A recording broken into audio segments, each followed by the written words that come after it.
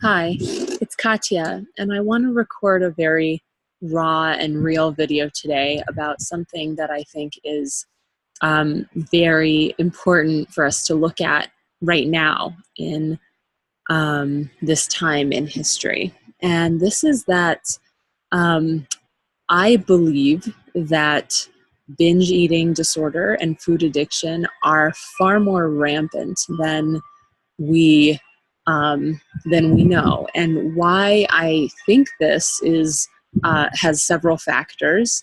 And it's true that I don't have proof of this, and it really is just a theory and a consideration that's coming from several different factors here. So, number one is that, so statistically speaking,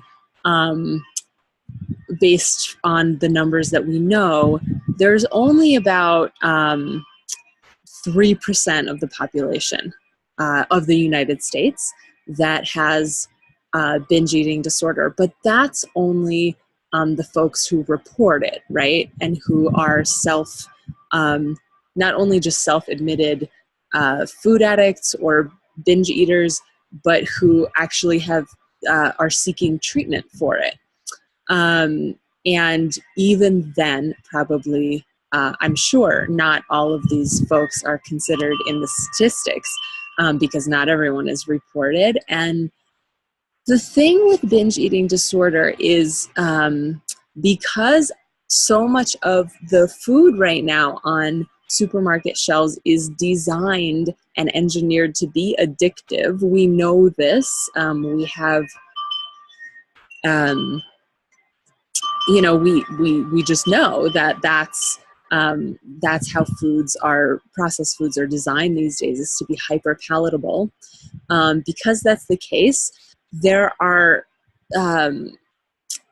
there's a way in which binge eating has just become kind of normal, because if foods are designed to be the kind of thing that you just don't want to stop eating, then not stopping eating becomes normal, and it's not pathological anymore. It's just a result of being exposed to foods that are engineered to have this effect on our body, on our chemistry, on our biochemistry. So here we have a discrepancy, right? We have this group of people thinking that they have a disorder, that they have a pathology, called binge eating disorder or food addiction.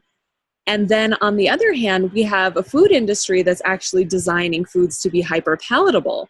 So there's this really weird gap there. It's like, so we are designing foods to be addictive, and then when people become addicted to them, we say, oh my God, you have a disorder. You need this treatment.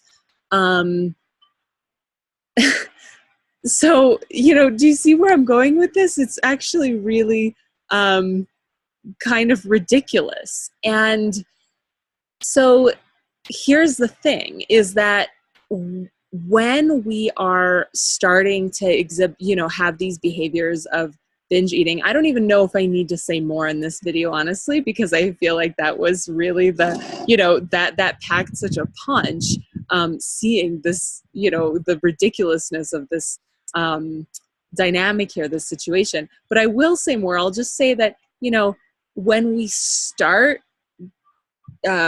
eating addictively, it's a progressive thing. And folks that have gotten to a certain level with food addiction, probably to that level, it has to be bad enough in order for one to actually go see a specialist about it.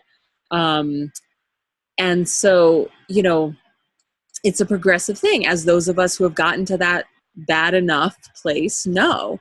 And in the beginning, you're just kind of noticing like, oh, I can't stop eating. What is this? And then maybe your self-discipline kicks in and you can stop, and you think, oh, okay, I'm fine. But the thing that's really interesting to know and to be able to kind of expect is that this is progressive. Over time, it just gets worse and worse. And at some point, that self-discipline doesn't kick in as easily anymore.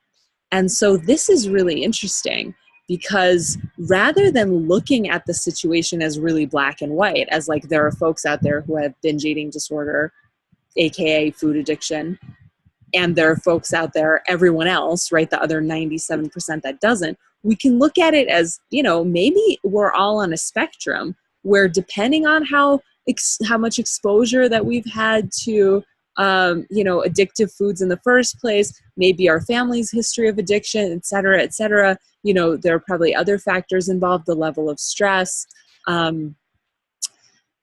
There is, we're all somewhere on this spectrum. And the scary fact is that what I think, based on the facts, may be true. The scary possibility is that we're all on our way to progressing in this, as long as we keep on consuming foods that are designed to be addictive. And I'm sorry to say this, but it's not just the really junky foods. There are foods, on the shelves of health food stores that are also hyper palatable.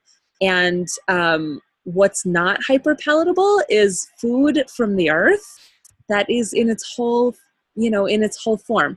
And, maybe I'm getting a little too out there for folks. We can only take what we're ready for. But I really believe that it's interesting to take a look at this and really ask ourselves, can we put binge eating disorder and food addiction in a box for much longer? Or do we need to start looking at this as a systemic public health issue? So that's it for me today. And I just, may it inspire some thought for you. And that's all.